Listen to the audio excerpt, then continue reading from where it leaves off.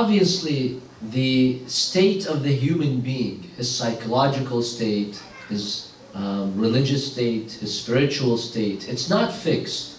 It changes. The way in which we react to events changes. There are some days that I could be more emotional than other days. There are some days that I am more willing to obey Allah subhanahu wa ta'ala than other days.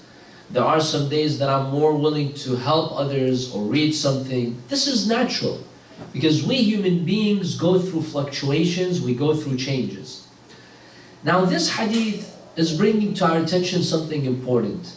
When you find that your heart is in a spiritual state, it's become soft, receptive, you feel kind of emotional towards your relationship with Allah subhanahu wa ta'ala, take advantage of that opportunity. Let me give you an example. Let's say sometimes you're in a gathering, or you're watching the news, or you're reading a book, and you come across an emotional story, a touching story, which really affects your heart. And sometimes you even begin to cry when you hear that story. In that moment, your heart has now become soft. Take advantage of this moment. In that moment, ask Allah subhanahu wa ta'ala for forgiveness. In that moment, remember the sins you've done and ask for forgiveness. In that moment, get up, do wudu and pray. Because in those moments, you find a strong connection to Allah subhanahu wa ta'ala. So yes, the human beings fluctuates. There are changes in our lives.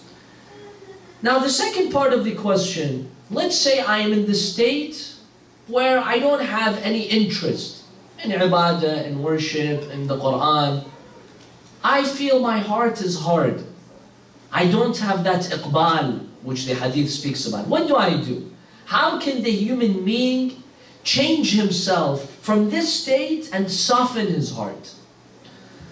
Number one, there are oftentimes certain sins that we are committing that we're not aware of. The first question that you need to ask yourself, the past day, the past week, the past month, have I committed a sin? It could be this sin which is blocking my heart. Too often we forget about our sins. Have I done ghibah against anyone? We often do this in our gatherings. If you think you have, ask forgiveness, go to that person, ask forgiveness. If I don't do that, Allah will not allow my heart to be softened.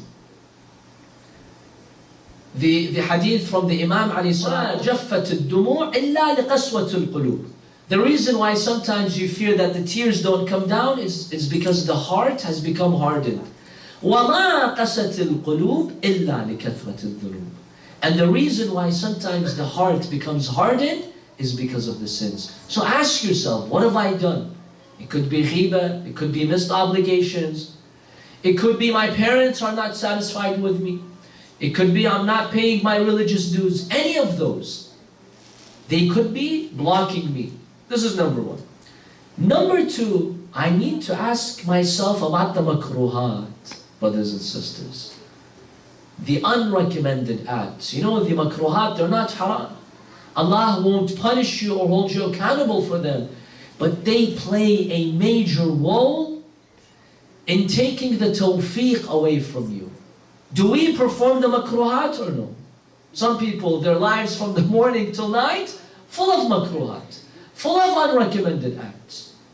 I need to ask myself, do I commit these acts or no? For example, let's go through examples of makruhat. For example, one of them is eating meat every day.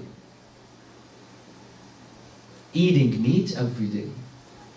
Imam Ali says, alayhi salam, don't make your stomachs the graveyard of the animals. لا تجعلوا بطونكم مقابر الحيوانات. And I'm sure Dr. Baydoun will attest how bad it's for the heart to eat meat every single day. And the cholesterol and the fat. We have a hadith that say people who overeat or eat meat every single day, this hardens the heart. This hardens the heart. So this could be one reason my heart is not soft. Beware of what you eat. Even if it's halal food, we're not haram food. al-Islam as-salam, if one is eating haram food. Forget it. The damage that it does to your ibadah and your worship and your spirituality. No, we're talking about halal food. Eating meat every single day. Chunks of meat, chunks of meat. This is not good. This is not good to our faith. Be moderate. 3 times, 4 times a week. Not every single day. And one of the best foods, by the way, to eat, which softens the heart, is lentil, adas. The prophets of Allah, like Yahya, when they wanted to speak to Allah subhanahu wa ta'ala, they wanted to cry, they would eat lentil, because that would soften their heart. So this is one recommended food that we eat.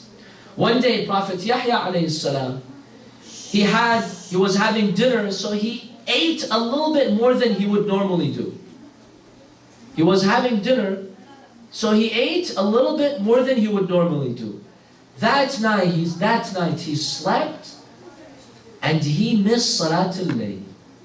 That night he slept and he missed Salatul Layl. He was so angry that this happened.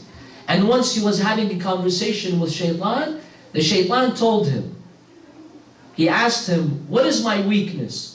He tells him, sometimes at dinner, when you eat a little bit more than you should, and remember, Prophet Yahya did not eat much, very little, but he ate a little bit more than you normally would. He said that night you slept and you missed Salatul Layl. So Yahya alayhi salam, he made a promise. This is my last time that I will eat more than I'm supposed to. So overeating, for example, is makruh. Eating meat every day is makruh. Now here's another one. I'm not sure how easy for many of you is to implement it, especially in the summer, when the nights are short. Sleeping between Fajr and between sunrise is extremely makruh. But a lot of us, we're guilty of this. Sleeping between Fajr, the time of Salah, and sunrise is makruh. Imam Ali ibn Abi Talib says, the sun witnesses that not a single day did it rise while Ali was sleeping. It's highly makruh. So if you want the barakah from Allah subhanahu wa ta'ala, be awake. Do something productive. You could be going over your work, you could be reading the Quran, which is the best thing to do during that moment. وَقُرْآنَ الْفَجْرِ إِنَّ قُرْآنَ الْفَجْرِ كَانَ مَشْهُودًا. Another thing, the way in which we sleep, brothers and sisters, the way in which we sleep. A lot of the youth, I know, they like to hug the pillow and sleep on their stomach, right? It's comfortable. But this is makruh, nawmatu shayateen. The way in which the shaitan sleeps is on his stomach. And when Imam Ali alayhi salam entered the mosque and he saw Ibn Muljan, he was sleeping on his stomach. The Imam says, قُمْ هَذِهِ نَوْمَةُ الشَّيَاطِينَ. So this is one thing that hardens the heart. The way in which you sleep. It's mustahab to sleep towards the Qibla, and it's highly mustahab to have wudu while you sleep.